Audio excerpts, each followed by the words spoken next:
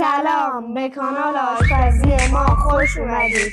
من مهرسام هستم. منم مرزاد هستم. امروز با دست ساده و خوشمزه در خدمتتونیم. امروز میخوایم براتون چی درست کنیم؟ قلقلیای شکلاتی. اول شکلات‌های تخته‌ایمون رو روی حرارت غیر مستقیم بنماری می‌کنیم. بعد موزمون رو پوست می‌کنیم، له می‌کنیم. حالا بیسکویتامون رو می‌ریزیم توی کیسه فریزر و به خاطر اینکه سوراخ نشه کیسه فریزرمون روش رو یه دونه پاچه می‌کنیم و لهش می‌کنیم.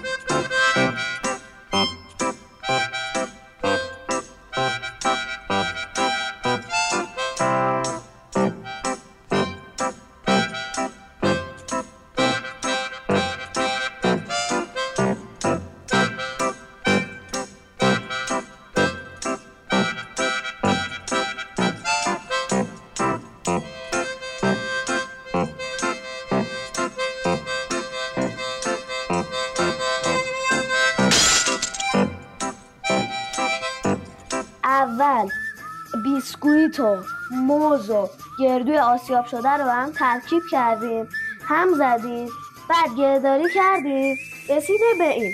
حالا روش شکلات بنماری شدهمون رو میریزیم.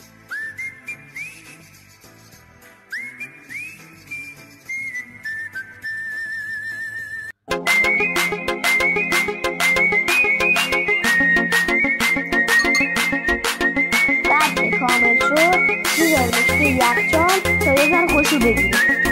درست کنید، بخورید، لذت ببرید.